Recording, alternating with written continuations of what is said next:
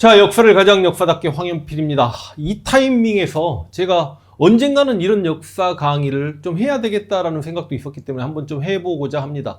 여러분, 우리는 대한민국 국민입니다. 그리고 저는 개인적으로 제 조국 대한민국을 정말 사랑합니다. 앞으로도 자랑스러운 대한민국이 되었으면 좋겠습니다. 그런 취지에서 나라를 사랑하는 각자의 방식이 있겠지만 제가 사랑하는 대한민국은 이러했으면 좋겠다는 저의 생각을 한번 이야기해보는 시간을 가질 수 있도록 하겠습니다. 여러분, 역사를 논할 때 정통과 비정통에 입각해서 역사를 논하기도 합니다. 예를 들어서 안정복은 동사강목에서 마한 정통론을 내세운 게 좀 특이하죠. 여러분들 다 알고 있는 단군 조선이 있었고, 저기 중국 연나라 지방에 살고 있었던 위만이 이주해 오면서 고조선의 준왕이 쫓겨났고, 그 준왕이 마한 찍고 내려와서 마한이 정통이다. 그러면 그 준왕을 고조선에서 몰아낸 위만조선, 위만은 찬탈자라고 보는 거죠. 그리고 안정복은 그 동사강목에서 뭐라고 이야기했냐면, 고구려 백제 신라는 정통이 없는 시대에 있었던 국가들이다. 무슨 말이죠? 세 나라 다 우리 역사인데 고구려가 정통이면 백제가 뭐 이단일 수는 없는 거 아닙니까? 종교적 표현이긴 합니다만. 그래서 삼국 무통의 시대를 거쳐서 통일신라와 고려와 조선으로 이렇게 우리의 정통이 이어진다라고 봤습니다. 여러분, 지금 21세기에 남북한이 분단돼 있습니다. 언젠가는 분명히 미래에 우리는 통일된 국가에서 일민족 일국가 체제를 살고 있을 거라고 저는 생각합니다. 아니, 뭐 200년, 300년 후에도 분단 시대를 살아간다라면 이거 이 한반도에 살아가는 사람들이 너무 불쌍하지 않습니까? 그래서 저는 통일된 시대에 현재 21세기 이 대한민국과 북쪽에 있는 조선민주주의인민공화국을 바라보았을 때 과연 뭐라고 부를 것인가, 이 시대를.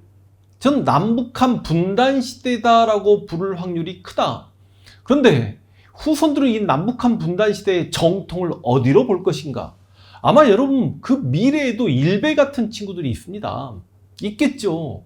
그 친구들 중에 일부는 그래서는 안 되겠지만 북한이 정통이었어 라고 이야기하는 친구들이 분명히 있을 거고, 근데 그들의 논거는 이런 부분일 겁니다. 북한은 그래도 독립운동가들이 주도해서 건국된 국가인데, 이러면 또 댓글 걸겠죠. 물론 김일성은 친일파를 처절하게 숙청하지만 일부 친일파는 필요에 의해서 등용시키기도 합니다. 그러나 대한민국은 친일파가 주류가 되어 친일파가 정계, 재계, 학계, 언론, 문화, 예술, 군인, 경찰계를 장악했으니 그런 부분에서 북한에 점수를 줄 수 있는 거 아니냐. 또 하나, 북한은 누가 뭐라 해도 군사적 자주권을 완벽하게 지킨 나라다. 그런데 대한민국은 세계 초강대국 미군이 70년째 주둔하고 있고, 중요한 건 전쟁이 일어났을 때 작전권이 없는, 전시 작전권이 없는 국가이기 때문에 군사적으로 완벽한 자주국가라고 하기 힘든 것 아니냐. 그리고 북한은 우리를 식민지했던 일본과 굶어 죽을지언정, 일본이 돈을 흔들고 수교하자라고 제시함에도 불구하고 굶어 죽을지언정 그 일본과는 적대관계를 형성하고 수교를 맺지 않는 반면에, 대한민국은 그 일본과 수교를 하는 것까지는 그렇다선 치더라도 일본군 성노예 위안부 문제라든지 강제징용 문제라든지 핵 폐기물 문제라든지 이런 부분에 있어서 일본에게 너무 저자세적 모양새를 좀 비침으로 인해서, 그리고 어찌 보면 우리를 식민지배했던 그 일본과 손을 잡고 같은 민족국가인 그 북한을 주적으로 바라보고, 이런 측면에서 통일된 시기에 바라보았을 때 북한이 옳고 남한이 옳지 않다, 북한이 정통이다라고 이야기하는 사람도 있을까봐 저는 두렵습니다. 그래서 제가 대한민국에 살고 있고 제 자식들도 대한민국 국민으로 살아야 되기 때문에 정통은 대한민국이야만 하기 때문에 저는 이렇게 이야기합니다. 북한은 김일성, 김정일, 김정은 3대 세습이 이루어졌다. 그 독재에 인민들이 신음하고 있다. 그러나 대한민국은 4.19, 5.18, 6월 항쟁 등을 통해 분명히 역사 발전이 있었고, 국가의 중심에는 국민이 우뚝 서게 됐다. 국민 중심의 국가로 성장했다. 역사 발전을 이뤄냈다. 북한은 경제적으로 너무 힘들었고 그 독재자들만 배를 불리고 인민들은 굶주림에 힘들고 신음하고 있을 때 대한민국은 세계 10위권 경제 대국으로 성장했다. 이러할 때 대한민국이 통일의 주도권을 가지고 같은 민족 공동체적 입장에서 북한을 민족애를 발휘해서 경제적으로 좀 지원하고, 이때 경제적으로 지원하자라는 건 북한 인민들 생각하고 지원하자는 거지 북한하고 북한 정권을 같이 놓고 보시지 말라는 거죠. 그랬을 때 나중에 대한민국 중심의 통일이 되었을 때는 분명히 정통성이 대한민국에 올 것이다. 후손들도 대한민국에 옳았다고 할 것이다. 그러나 21세기 대한민국을 바라보았을 때 북한을 주적으로만 바라보려고 하고 여전히 방공을 부르짖고, 그리고 그 전시작전권 좀 회복하려고 했던 대통령에게 악마라는 표현을 쓰면서까지 친미적 사대적 생각을 보이고 있는 그런 사람들이 대한민국의 주류가 되었을 때, 또 하나 분명히 대한민국이 정통일 수 있는 근거 중에 하나는, 북한은 그 수많은 독립운동가들을 다 김일성 미만 잡으로 만들었단 말이죠.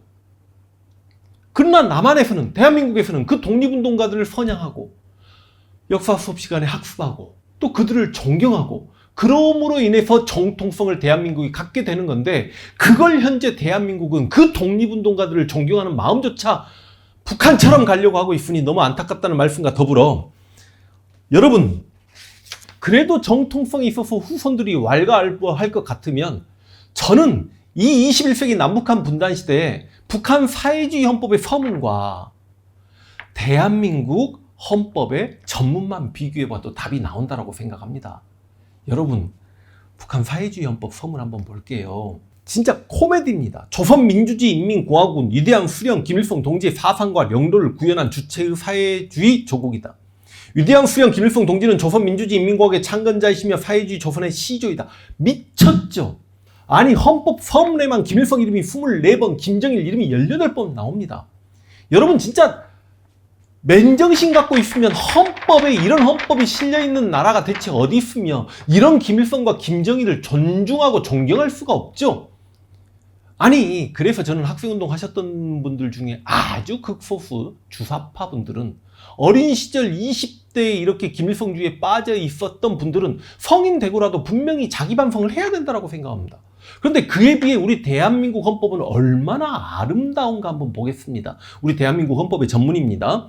유구한 역사와 전통에 빛나는 우리 대한민국은 3.1운동으로 건립된 대한민국 임시정부의 법통과 불의에 한거한 4.19 민주이념을 계승하고 조국의 민주개혁과 평화적 통일의 사명에 입각하여 정의 인도와 동포로서 민족의 단계를 공고히 하고, 이게 우리 헌법 전문입니다. 그런데 누가 대한민국 헌법을 위반하고 어기고 있습니까? 3.1운동 정신을 계승을 부정하는 자들, 대한민국 임시정부의 법통을 계승했음을 부정하는 자들이 누굽니까? 4.19로 쫓겨난 이승만을 물고 빠는 자들이 누굽니까? 그리고 평화적 통일의 사명에 입각해서 살았는데 통일을 반대하는 자들이 대체 누굽니까? 동포로서 민족의 단결을 공고히 하려는데 민족의 단결은커녕 오로지 주적 반공하고 부르짖는 자들이 바로 반대한민국이고, 그들이 이 대한민국의 반역자다라는 말씀과 더불어서 저 강의 마치겠습니다.